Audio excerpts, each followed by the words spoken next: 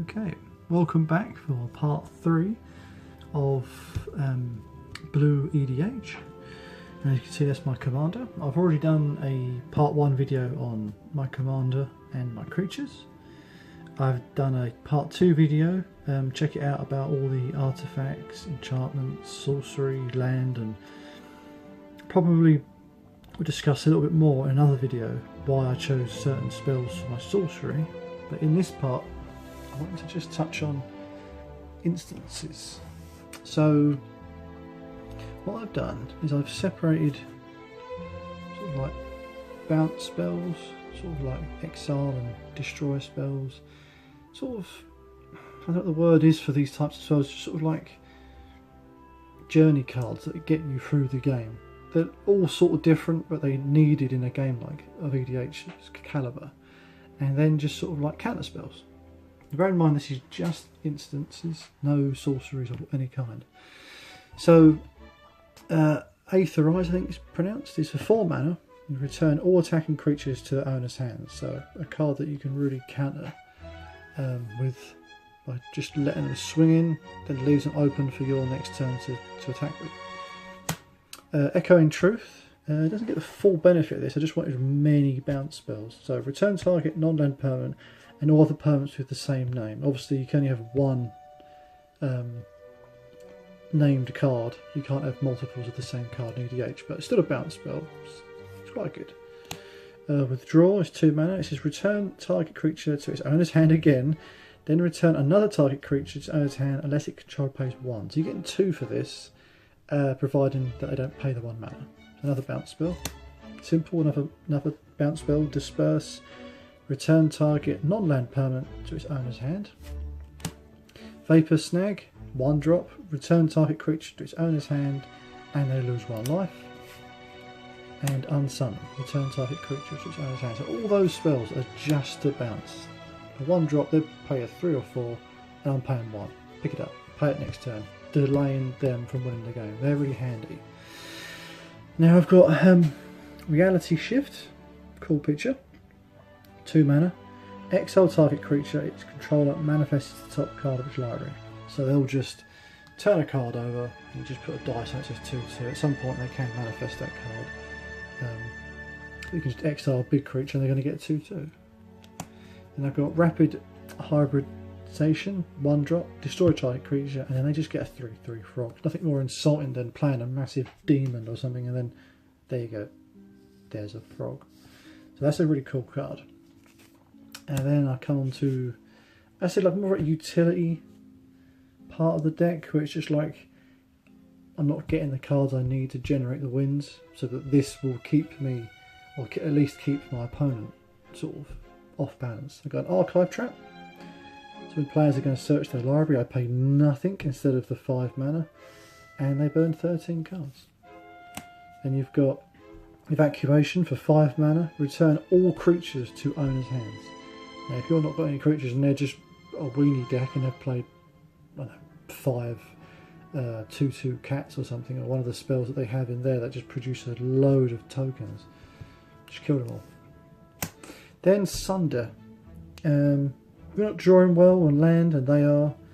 Return all lands to owner's hands. You just restarted the game, especially if they've just done a board wipe. And you go, okay, I'll do a board wipe which takes 10 turns to get those 10 lands you wanted back out again.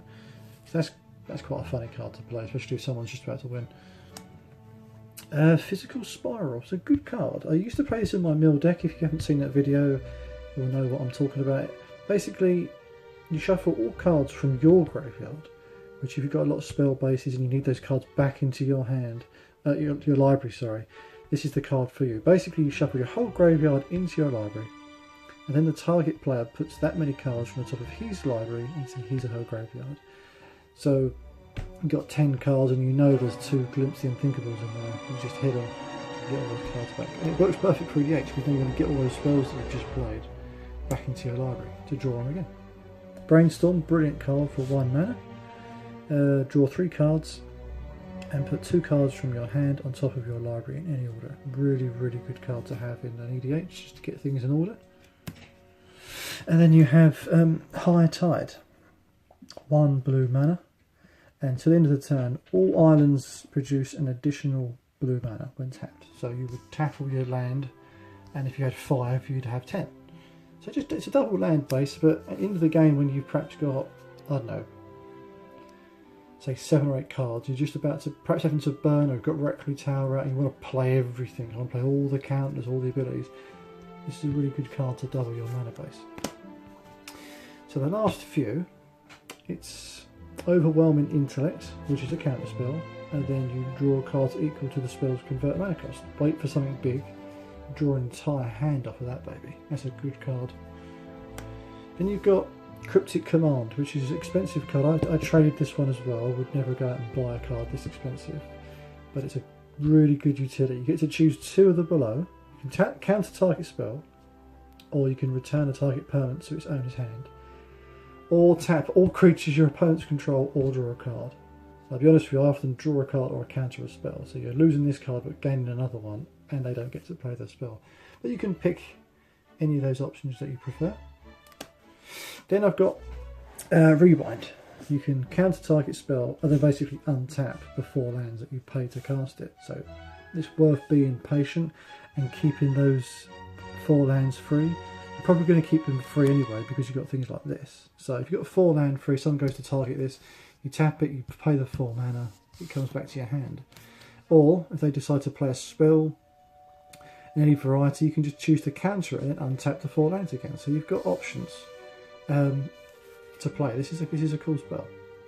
And we've already gone over the Hinder, which is the spell I was talking about with Tunnel Vision, where you could counter the spell and then you could put that card on top of the bottom of the owner's library instead of the graveyard. You could put it on top of the owner's library depending on if you wanted to draw a heavy spell casting spell, in which case you could just make them draw it and play it again. Or, as I say, put it to the bottom of the owner's library, then play Tunnel Vision, and you know exactly what's there. You've got to do it quick though, because lots of VDH have things like, just reshuffle your library after you've played it. So as soon as you Hinder, then you have to Tunnel Vision. You'll burn the whole deck until that last card is named. But don't do what I do and then forget the name of the card, because then you've got to name that card in Tunnel Vision and guarantee friend or foe will basically like, no, I want you to name that card. So just remember, whatever it is you burn, remember it. And that's it. That is pretty much part 3. It's only short. But what I'll do, another video which will break down the rules of a Commander deck. And as I say, I'll probably do a video where there'll be me versus perhaps 2 other colours, a red or a black or a green, so you can see how all the mechanics work thereafter. So yeah, thank you for watching. Leave any comments you think, any sort of spells that you've seen and you play even that I haven't noticed. I'd really appreciate if you would leave comments of those cards. We all miss certain cards on the internet, be able to look and try and make mechanics, but that'd be good. I appreciate that. Thank you.